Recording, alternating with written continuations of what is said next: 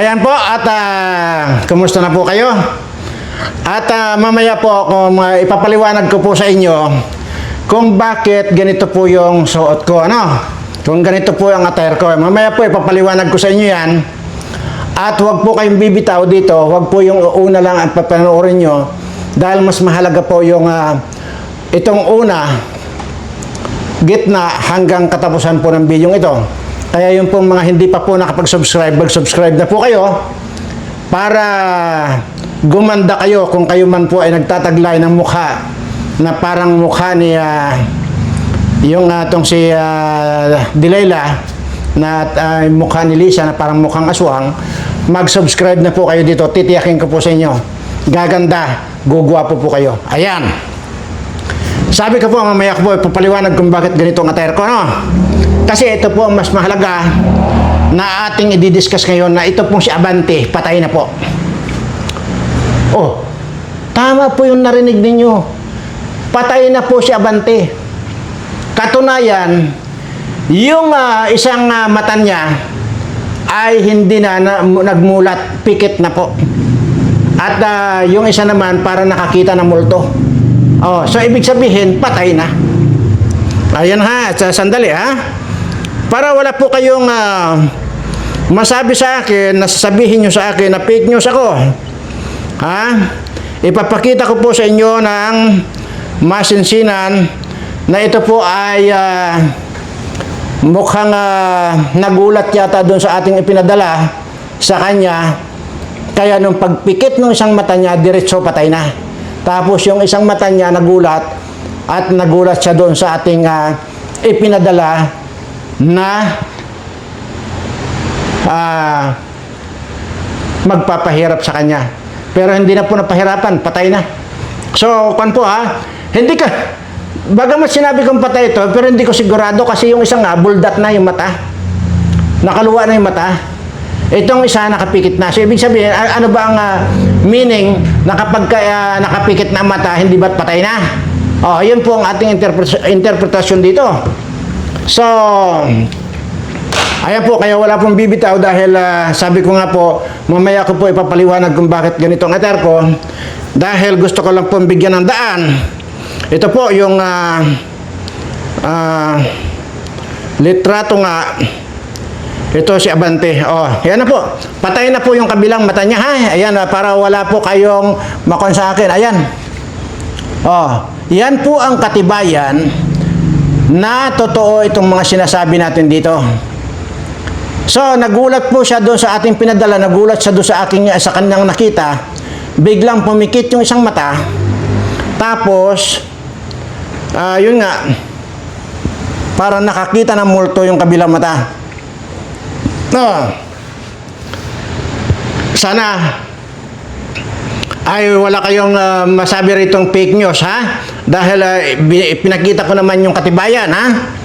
Ito yung katibayan. Ayan ang katibayan. Ayan po. So, ibig sabihin, yung isang mata niya ay patay na po. So, maaring ang dalawang mata niya na yan ay maaring patay na kasi kung makikita nyo yung mata niya para nakakita ng multo, patay na rin po. So, yan po, O, yan po ang ating ipinakita sa inyo, no? So, sana po ay magdiwang na kayo kasi yan naman ang inaantay niya. Magdiwang dahil dyan sa pagkamatay nito. Ayan. So, yan po. Okay.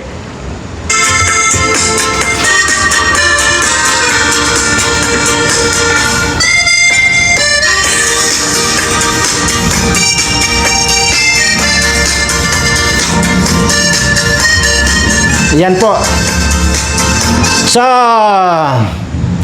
bakit nga po ba ganitong attire ko? Actually, in-attire ko na po ito sa mga lumang video po.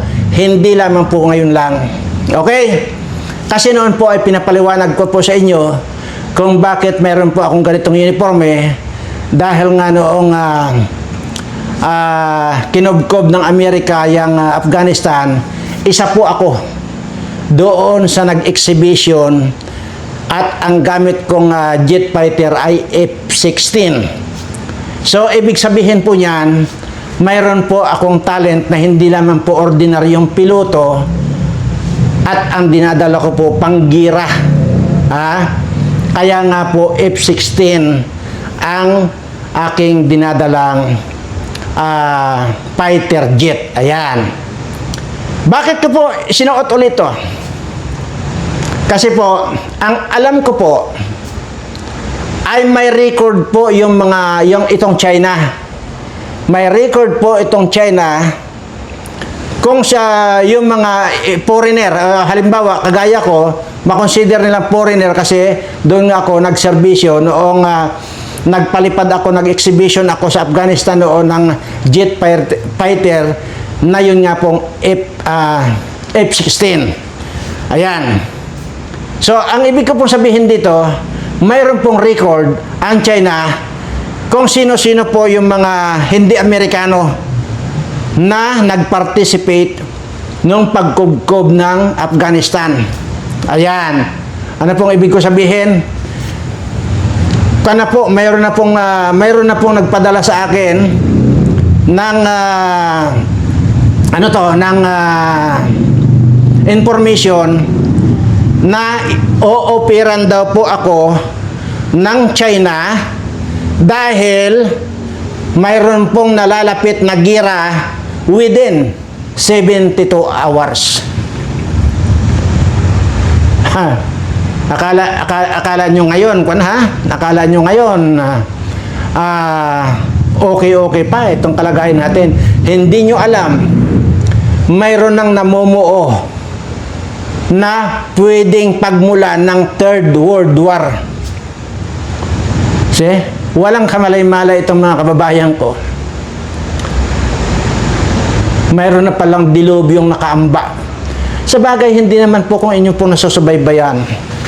Yung aking dinidiscuss dati dyan, ay, may sinasabi po ako dyan. Darating at darating ang dilubyo. At ang dilubyo na yan ay talagang yan ang magpapatumba sa halos lahat ng sangkatauhan kung ikaw ay walang nalalaman na kung ano yung iyong gagawin. Kaya nga noon pa, paulit-ulit kong binabanggit yung kalamansi at saka sili. Dahil nga, alam ko yung kalamansi at saka sili na yan ang magpoprotekta sa inyo ng pakakawalan ng kalaban na virus o di kaya lason. Kaya paulit-ulit lang po yung sinasabi ko. So ngayon, at paulit-ulit ko rin sinasabi dito, kung mayroon mang makakalibre itong mga nakaambang mga girang ito lamang po mga subscriber ko, kung alam nila or napanood nila yung i-discuss ko dyan na proseso ng kalamansi at saka sili. Ngayon, kung subscriber ko sila at hindi naman nila ugaling pinapanood itong mga video ko, ay wala pong kwenta. Kaya yun po yung sinasabi ko, natatandaan nyo pa po ba? Yung madalas kong sinasabi na itong aking mga content o itong aking mga video, walang kakwenta-kwenta ito. Pero ang sinasabi ko, darating ang araw na marirealize ninyo na magkakaroon ng kwenta. Ngayon, ano ang kwan ko? So, mayroon ng advance na pasabi sa akin na ooperan ako ng China para isa ako sa gagamit ng F-16 jet fighter. Ito bang mga congressman, may mga ganito bang talent? Ay baka ultimo saranggula, hindi nila alam magpalipad eh. Ang alam lang nila magnakaw na magnakaw eh. Kasi yan naman talaga ang expertise nitong mga magnanakaw ng mga congressman na ito. Ano ba talent nitong mga animal ito? Puro mga bubo po yan. Walang talent. So ngayon, ay, kahit matanda na ako, ay malamang kung ikuha nila, i-offer talaga nila sa akin, ay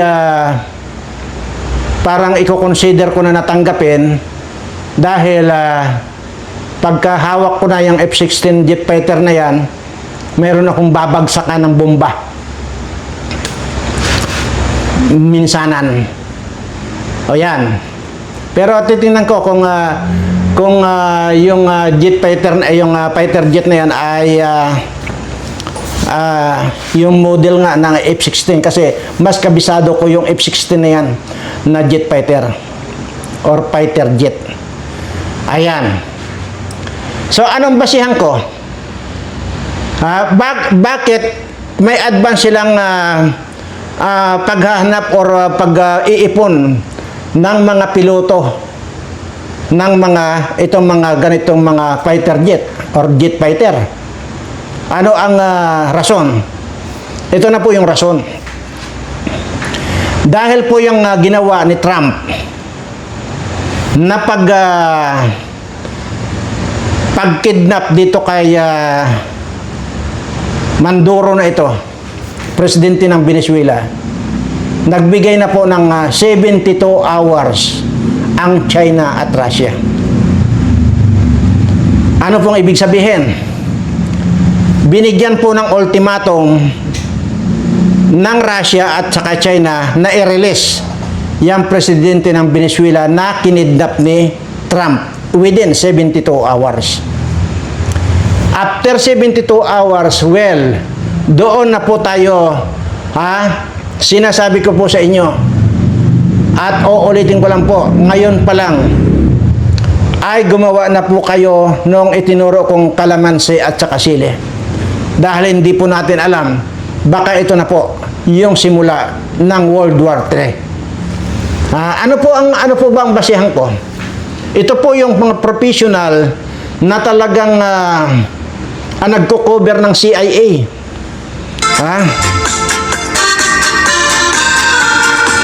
Sandali Yun po ang dahilan kung bakit ito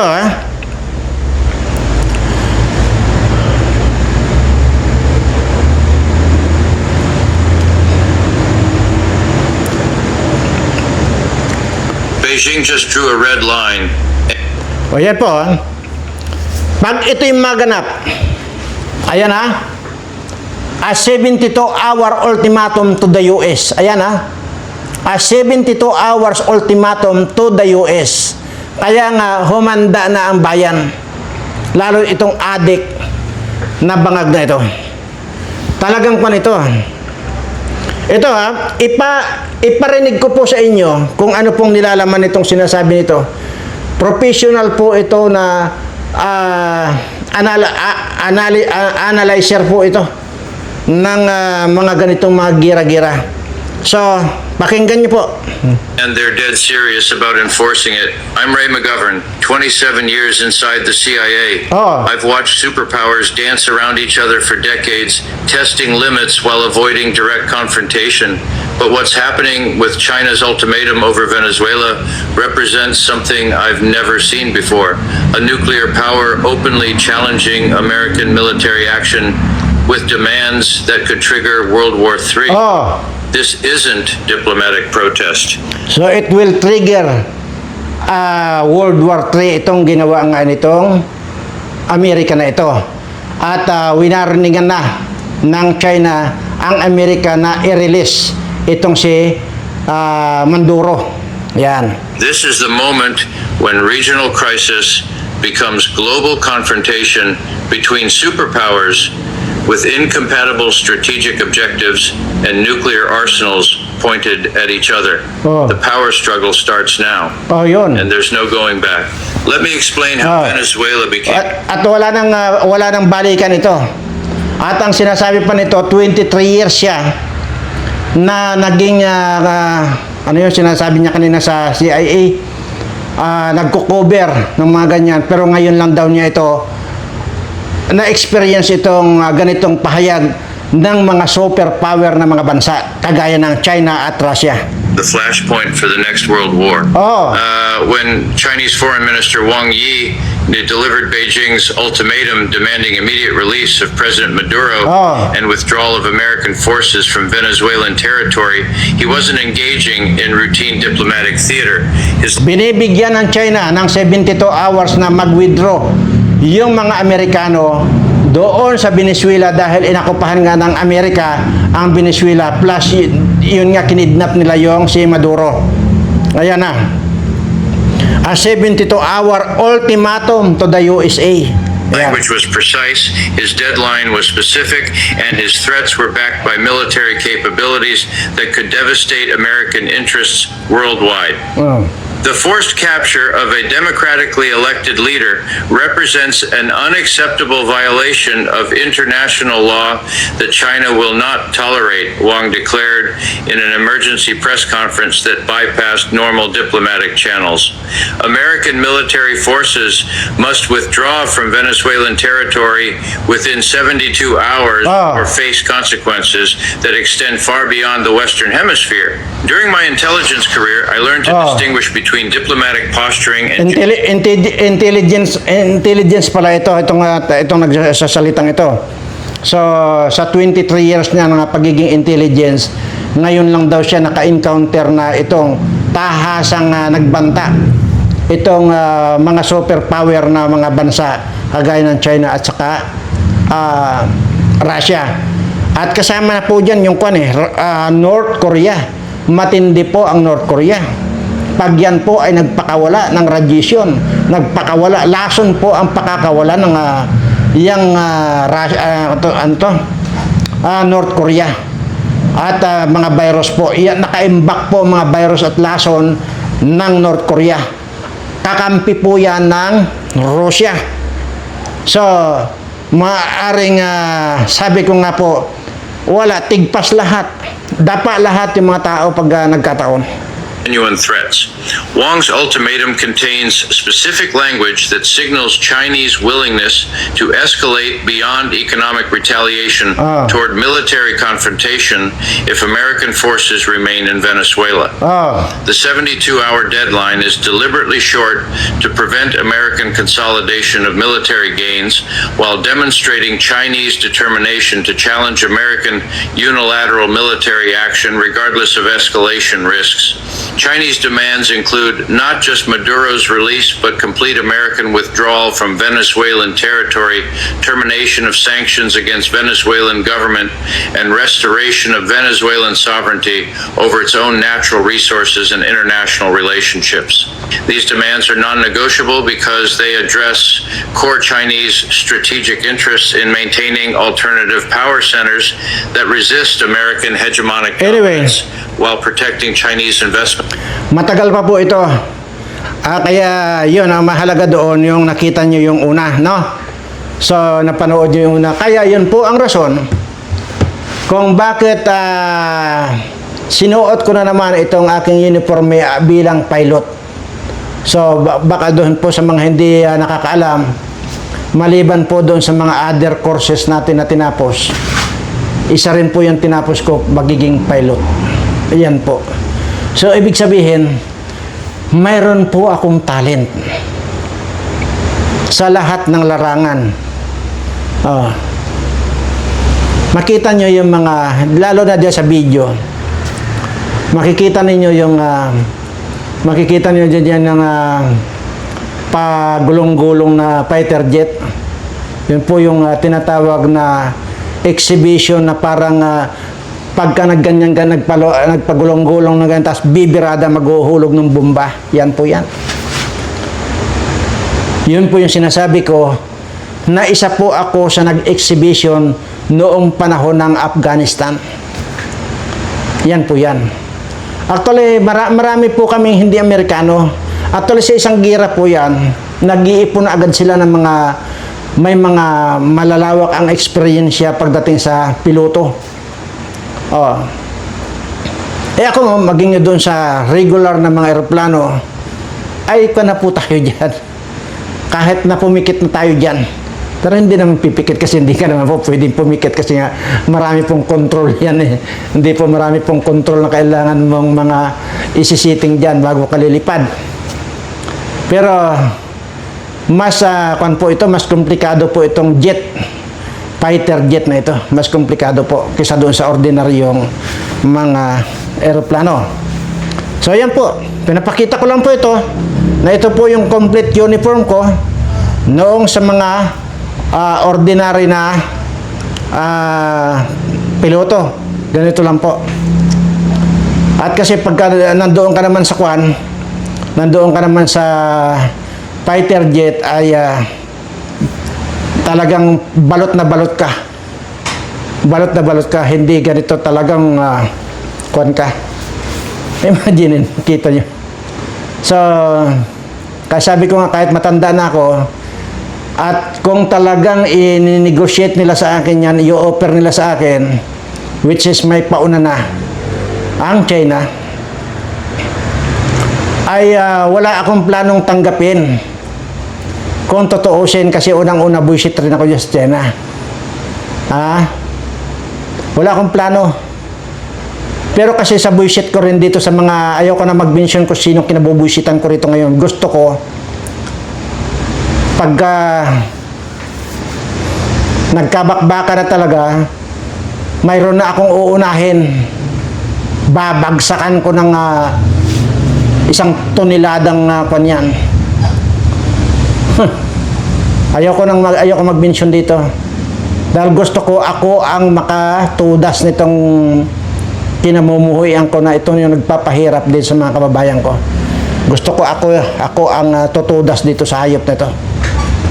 Kaya maaring tanggapin ko yung i-offer sa akin ng China. Pero mayroon din akong hidden agenda na pag nagkaroon ng pagkakataon, babagsakan ko yung bullshit akong tao. Gusto ko sisiguraduhin ko na tigpas silang lahat. Paalala ko lang po doon sa aking mga subscriber yun pong tungkol sa kalamansi at sa kasili ay medyo mag-prepare na po kayo ng mag-prepare na po kayo. Kasi ang labanan po ngayon ay maaaring malayo po yung labanan ng mga bala. Malayo po. Ang pwedeng labanan dito ay itong virus at saka lason or radiation. Yan ang mas lalamang wala siya sa bala-bala. Ano? So ayan. At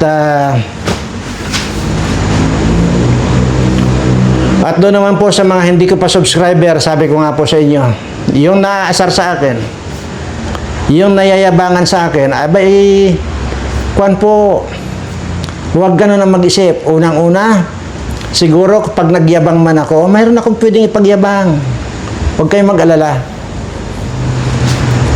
Kung ano yung nakikita nyo, kaya kong panindigan. Ganun lang po kasimple. Huwag na kayong mainggit sa kayabangan ko. Dahil ang sinisigurado ko rito, pag nagyabang ako, kaya kong panindigan yan. Hindi kagaya nitong mga politikong ito ng mga bobo, wala namang alam, wala namang talent, kundi ang magnakaw. Hanggang dyan lang sila. Dyan sila magagaling sa pagnanakaw ng pera ng bayan, kaya nagiging resulta, mga gutom na gutom, itong mga kababayan ko. Ayan. So, ayan po. At, ano pa ba? So, na-discuss ko na yung si Abante, patay na. Nakita nyo naman para lang ulitin natin ipakita. Ulitin lang natin ipakita. Baka sabihin kasi ninyo na fake news ako. Ayan po. Patay na. Yung isang mata nakapikit na, tapos yung isa budlat na. So, anong ibig sabihin yan? Nagulat, tapos biglang ipinikit na niya isang mata niya. Ibig sabihin, patay na. Sino ba naman yung tao na nakadilat na buhay pa? Ay, patay na. Patay na. Siyempre, pag nakapikit yan, patay na. Ayan. So, hindi ko alam kung itong mata niya ang patay na. Or baka siya mismo ang patay na. Di ba?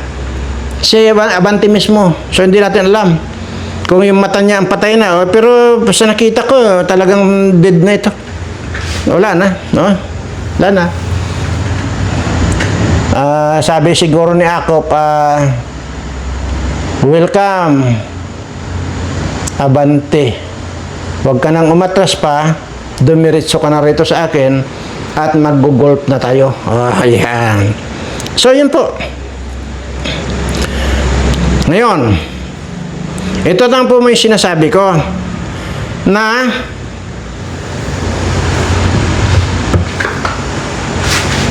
darating yung araw, marirealize nyo na mayroong kwenta pala yung mga sinasabi kong walang kakwenta-kwenta. Ano? Ayan. Namnamin na natin yung mga ganitong tugtugan. Kasi hindi natin alam. Baka kung magkita-kita po tayo, lalo na itong mga politikong ito, sigurado dadapa yan mga yan.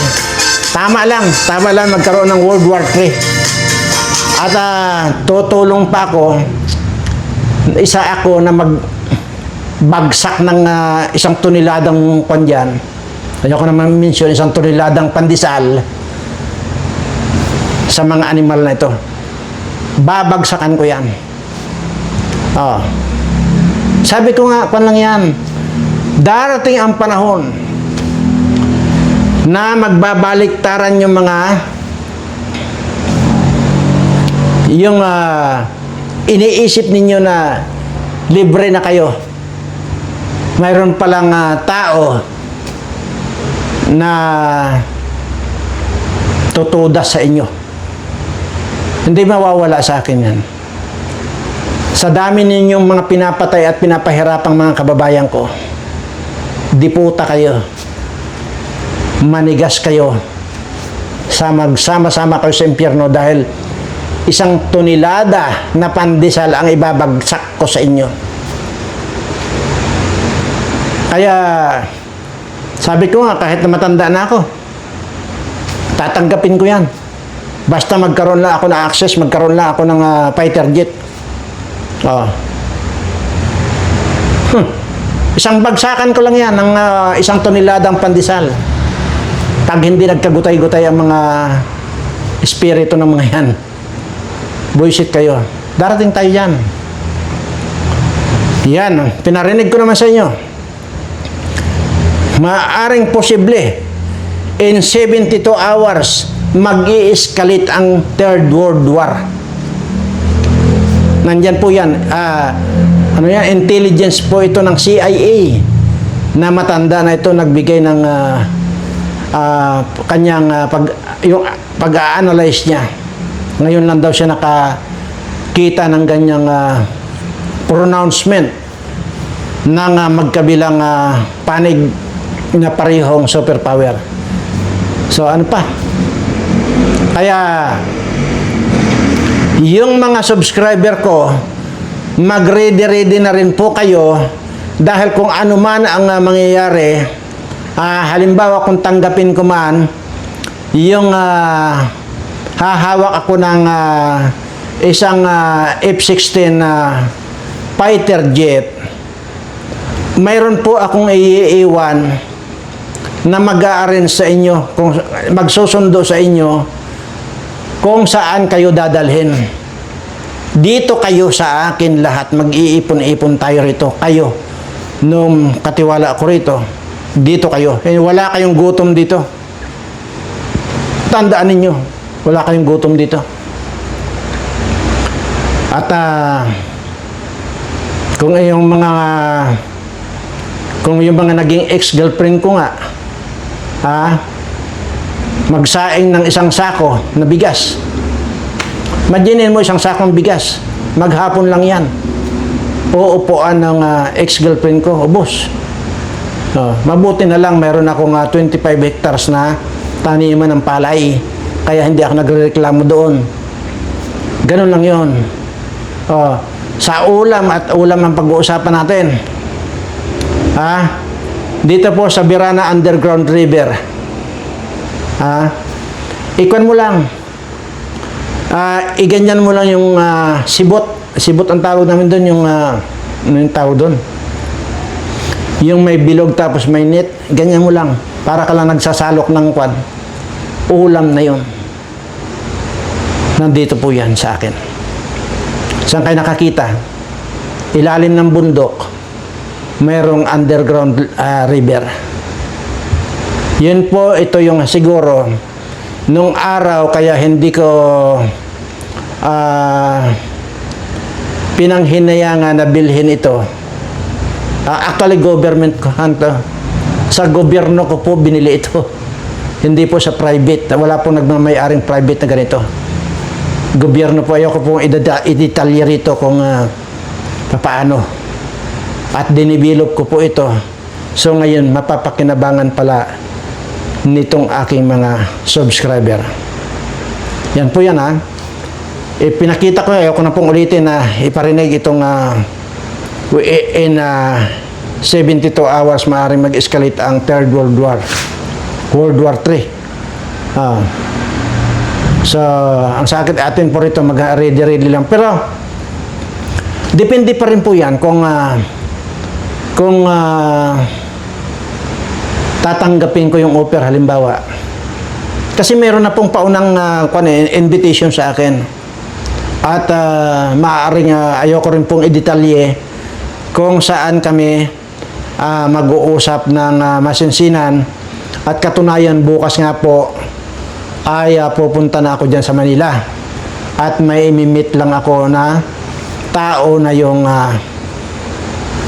tulay para doon at mag-uusap po kami. Hindi ko po tatanggapin ito na para kumita or babayaran ako ng China. No. Kailanman hindi ako tatanggap. Ang sa akin lang yung mabigyan tayo ng fighter jet at meron nga po akong babagsakan. Pag nagkataon, uunahin kong babagsakan ng 1 toneladang pandesal itong mga yawa na mga nagpahirap dito sa mga kababayan ko, mga buwaka ng ina nyo, mamatay na kayong lahat. Dahil napipinto na yung inyong kamatayan dahil ito na ang pagkakataon ko na tudasin ko kayong lahat ng mga magnanakaw kayo. Anyway, baka po mapasarap at madulas ako nang sasabihin dito. Mas magandang magpapaalam na po ako sa inyo. Yun po makakapanood dito, subscribe na po kayo. Samantalahin nyo na po para mapasali kayo, mapasama kayo dito sa i-rescue ko kung sakali man at dito kayo mag-ipon-ipon lahat ng mga subscriber ko dito sa lugar ko na kung saan ay dito ay safe kayo dito. Maraming salamat po at sa lahat po ng aking mga subscriber. Mahal na mahal ko po kayong lahat.